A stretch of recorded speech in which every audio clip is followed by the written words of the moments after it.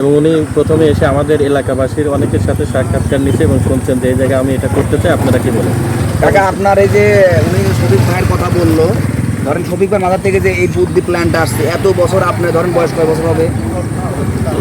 40 বছর। এরকম পরিকল্পনা কেউ করেছে? না, কেউ করে নাই।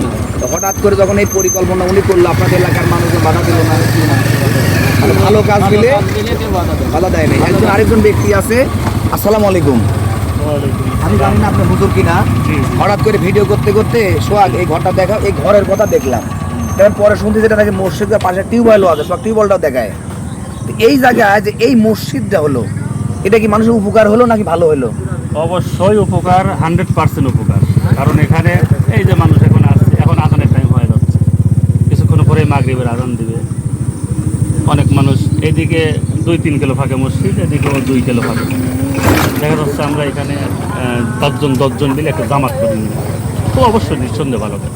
তাহলে এটা প্রয়োজন, জরুরিভাবে প্রয়োজন। তাহলে এরকম বাংলাদেশে আনা সেখানে যে জায়গাতে এরকম মসজিদ বা নামাজের ব্যবস্থা নাই, সে জায়গায় এরকম যদি কেউ মানবতার ফেলা হিসেবে কাজ করে বা এলাকার কিছু মানুষজন সহযোগিতা কাজ করে, তাহলে কি সমাজটা ভালো না?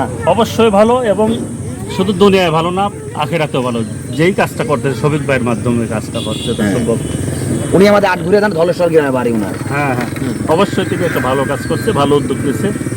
এরকম কাজ প্রত্যেকেরই করা দরকার। এবং আমরা এই ভিডিওর মাধ্যমে মানুষকে জানাই দিতে চাই যে অবশ্যই আমরা 5 ওয়াক্ত নামাজ কালাম অবশ্যই আমরা পড়বো। হ্যাঁ, অবশ্যই পড়বো। যারা এখানে আছে, একজন দেখা যায় নামাজের জায়গা না থাকার কারণে অনেক সময় নামাজ পড়ে, নামাজের টাইম চলে গেলে ওই নামাজ আর হয় না, বুঝছেন। এখানে আরেকজন আমাদের খুব কাছের একজন ভাই আছে, আমরা তার থেকে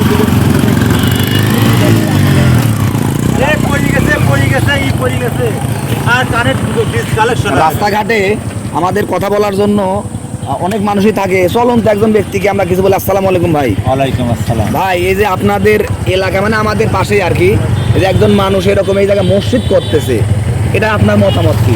ভালো, ধর্মীয় প্রতিষ্ঠান করা মানে মনে করো যে যথেষ্ট মানুষ, বড় মনের মানুষ নাইলে বা ভালো মানুষ নাইলে পরে এরকম মনে করো ধর্মীয় প্রতিষ্ঠান করতে, তার জন্য দোয়া করবো আমরা। দোয়া করবেন।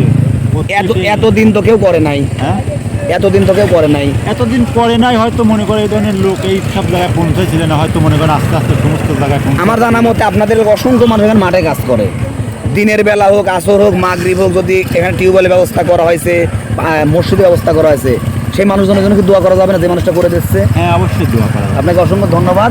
দেখেন, অসংখ্য মানুষ কিন্তু এই রাস্তা দিয়ে চলাফেরা করে।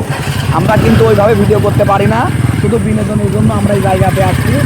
যে আজকের এই ভিডিওটা এখানকার বিনোদনের একটা জায়গা থেকে আপনাদেরকে ধন্যবাদ জানাতে চাই।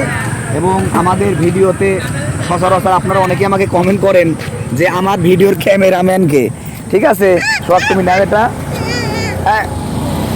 এটা হচ্ছে আমার ভাতিজা সোহাগ, ক্যামেরাম্যান। ওই আমাকে বেশিরভাগ ভিডিও করে দেয়। হ্যাঁ, সাথে আমার আম্মু আছে। এই সোহাগকে আপনার সোহাগের জন্য দোয়া করেন, ও সে বড় প্রফেশনাল ভিডিও করে না, চোপ আম্মু।